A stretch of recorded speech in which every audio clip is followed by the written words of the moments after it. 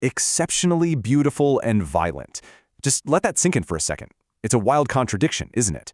A picture so vivid and so intensely opposite in its extremes, you just know it had to get pulled straight from the raw, unfiltered depths of the human subconscious.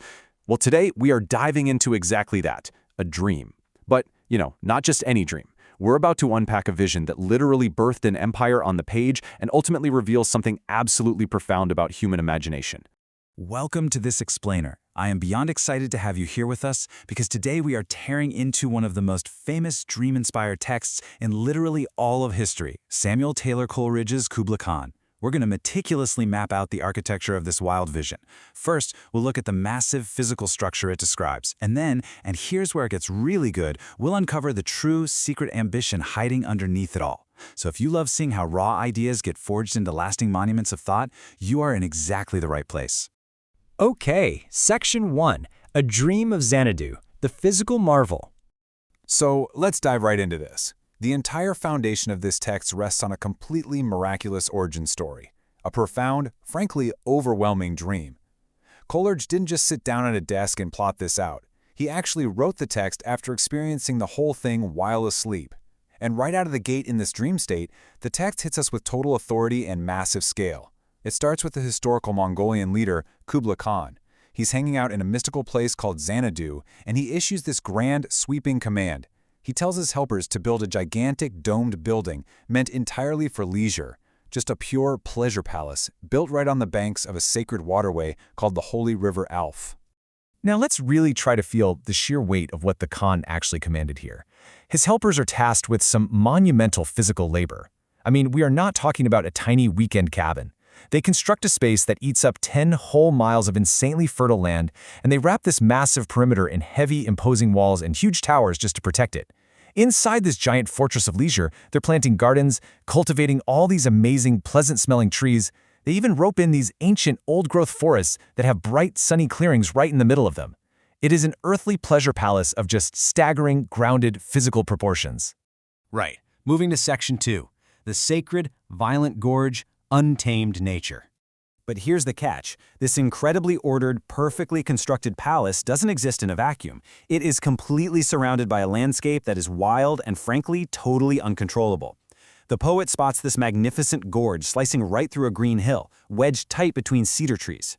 And this is not your typical pretty little valley. The text paints it as a savage, wild place, sacred for sure, but beautifully deceiving. It's got this eerie, haunting vibe. Actually, Coleridge says it's exactly the kind of place where you might expect to stumble across a woman crying out for a lover under the moonlight. It's deeply emotional and completely untamed by those heavy stone walls of Xanadu.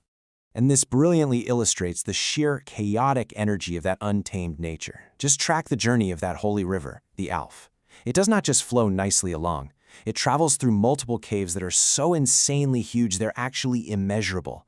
It carves its way violently through that magnificent gorge. And then, get this, the ground literally breathes hard, and a geyser just erupts. It blasts rocks into the air like hail, or like grain getting violently thrashed around during a harvest. It launches the river water high into the sky before the whole thing finally settles down into a sluggish, slow, 5-mile crawl through woods and fields, ultimately draining into a deep, completely dead-still underground ocean. It is relentless, violent motion crashing into dark, heavy stillness. Which brings us to Section 3, Shadows and Approaching War, Physical Vulnerability. This leads to a pretty stark realization. Even the most massive physical empires are vulnerable. Deep inside his lavish pleasure palace, Kubla Khan is listening. He hears the roar of that immense river water echoing through those deep, immeasurable caves. And buried inside that chaotic, rushing noise, he hears something truly chilling. He hears the haunting voices of his own ancestors, and they are prophesying that a war is approaching. It's a real reality check. All the towering walls in the world cannot keep out the march of time or the looming threat of conflict. Ultimately, for all its heavy stone and massive towers, how is this ultimate pleasure palace actually featured in the end? As the shadow. That's it. The waves of that mighty river reflect Kubla's grand construction merely as a shadow floating on the water. The poet calls it a miraculous place, containing both sunny and icy caves, which is this fragile, almost impossible blend of warmth and cold, light and dark. But as physical and grounded as it is, it's just a shadow against the raw power of nature and time. Honestly, it's a brilliant reminder to us all of how quickly nature can and will reclaim our grandest man-made structures. Now, I want us to pause for a second. Just let this question sink in. How does a poet build a palace? Because right here, the text pulls off a massive pivot. We are leaving behind Kubla Khan, the Mongolian leader, and his 10 miles of earthly walls. We are shifting from the physical empire of stone to an empire built entirely differently. Section 4. The Secret Musical Palace. The Power of the Mind. We are totally ditching those earthly walls and stepping into what is really Coleridge's secret musical pleasure palace.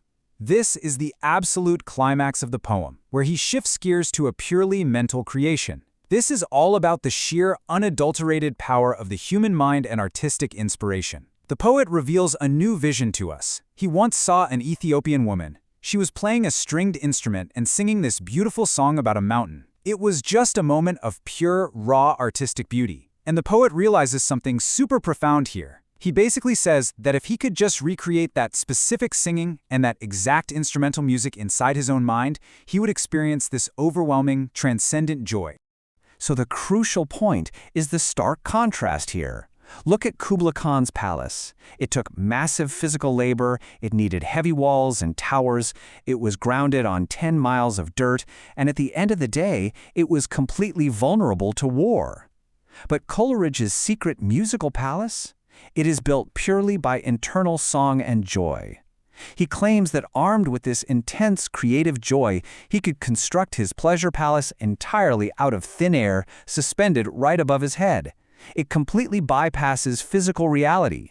It's a structure woven from pure inspiration that literally reaches up to touch the divine. And make no mistake, the joy required to build this secret musical palace above his head is incredibly intense. It is so powerful, in fact, that it would be almost overwhelming for anyone else to witness. The poet claims that if people could hear this internal song made manifest, they would look up in absolute awe. They'd see this ethereal, secret musical palace suspended right there in the air, and they would literally become teary-eyed at the sheer beauty and the utter impossibility of it. Honestly, this act of creation is so potent, the onlookers are actually frightened by the poet. They would warn each other to back away, to beware of him and his creation. Why? Because by using his own mind to build this secret musical palace out of joy and song, he's crossed a major boundary. As the text vividly wraps up, it says it's as if the poet has eaten God's food and sipped the milk of heaven. He has tapped directly into the ultimate source of divine inspiration, wielding a kind of creative power that is infinitely greater than any earthly emperor's command. It is just an astonishing journey, isn't it? Going from a heavy, grounded fortress to a floating musical palace built out of pure imagination. We see that true permanence and true power might not actually lie in stone and earth at all, but in the boundless capacity of the human mind. So I'm going to leave you with this final provocative thought. If you could build a world purely from joy and song right above your head, what would it look like? Thank you so much for joining me on this explainer. Keep wondering, keep exploring, and I'll catch you next time.